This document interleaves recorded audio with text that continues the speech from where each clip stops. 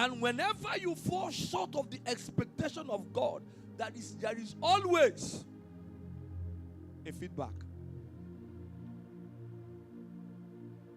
Either in the state of your mind or in the state of your consciousness.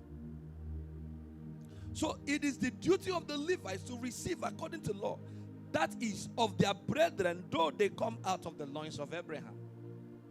Now, the Levites are part of the Abrahamic covenant.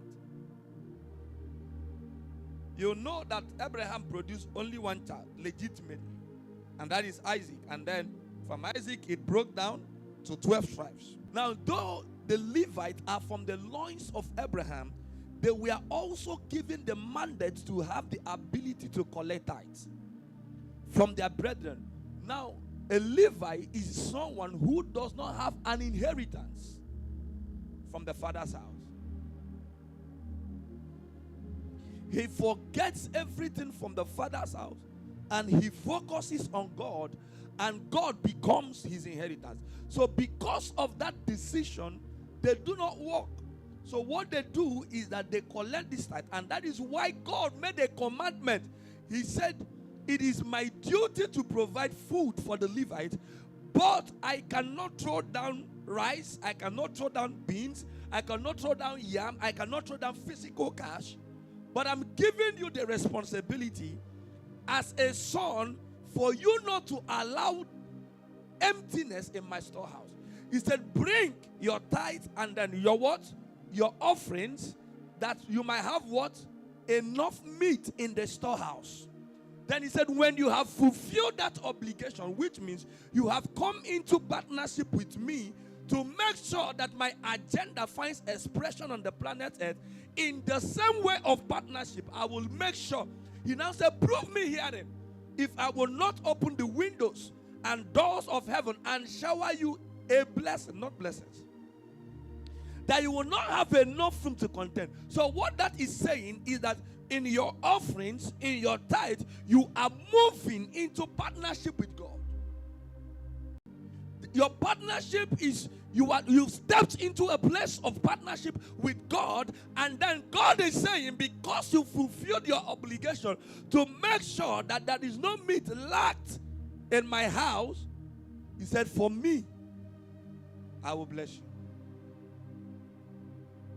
Now, if you know you've said in the village, you will notice that, especially on Sundays, when my grandmother was alive, she would always cook soup on Sunday morning, right? In our villages. Very early in the morning, we go to church by 7, 7:30, 8. So, by 6, she's already awake, we are cooking. After cooking that food, she will package some of the soup and then send it to go and give your pastor. If you come to the parsonage on Sunday morning, you will find out that it's not only the one my grandmother brought that is there. Other people also brought their soup.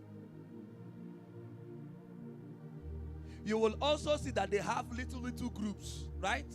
They have little groups, and the responsibility of the groups, they will contribute some 200, some 500, and then they will buy kerosene for the man of God. Have you ever seen the man of God in your village with knife and cutlass going to the farm? If you ever saw it, your village people are bad people. So the man of God stays because the strength of the Levite is alone with God. So it is in that fact that they stay with God. You go and work for them. There is a day they will now say, all the youth come out. We are going to farm for the man of God, right? So everybody goes to the farm. They will cultivate. They will weed.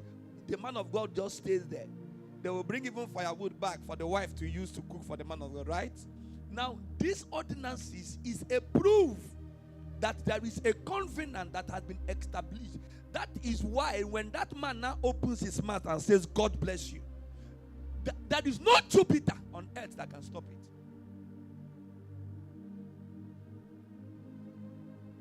Because you are already in partnership with God.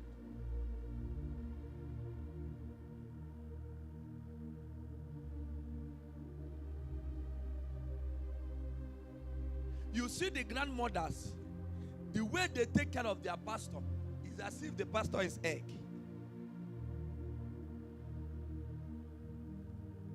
They will come and sweep the church auditorium. They will sweep his house, make sure he's okay, and then they will serve him food. Have you been to any parsonage and it was the pastor alone living? You will see helpers, right? Because what they want to make sure is that that man does not pick up a bee.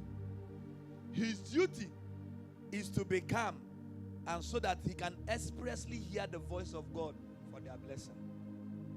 My grandmother taught me that any day we come to church and we do not hear thus says the Lord, it means God did not come to service.